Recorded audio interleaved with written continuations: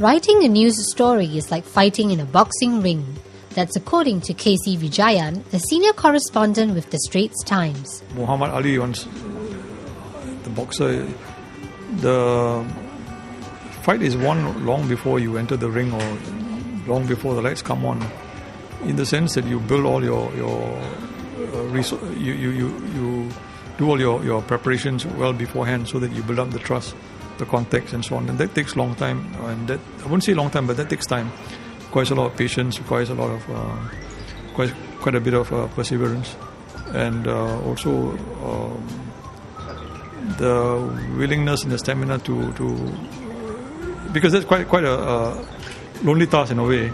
I think that means a lot in the sense. So when it comes to the end game, you find that it may look effortless, but I think all the efforts went well before that, on that actual day when you actually broke the story. And it was patience and perseverance which enabled Vijayan to win the Story of the Year at Singapore Press Holdings English Malay Newspaper Division Annual Awards 2010.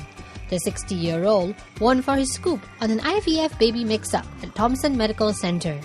The story hit the front pages of the Straits Times last November, and Singaporeans were gripped by the twists and turns of the unfortunate tale. How did Vijayan land such a juicy story? Well, he has known the source of his scoop for 2 to 3 years, and by keeping in touch and building trust, the scoop was presented to Vijayan unexpectedly. Vijayan is not the only one in Singapore Press Holdings who believes in building relationships with his newsmakers and knocking on all doors to get a story. 25-year-old Jamie Lee, a journalist with the Business Times, does too. Sometimes it's more important for journalists to listen than to talk, because a lot of times the reason why we don't get a good interview is because sometimes we're not listening to what people are really saying. So I think when we provide that listening ear, people appreciate that, and then that creates that relationship that we need. Jamie won the Young Journalist of the Year award this year. She's also the youngest person to win the Securities Investors Association Singapore, or SIAS Award, for Best Financial Journalist in its 10-year history in 2010.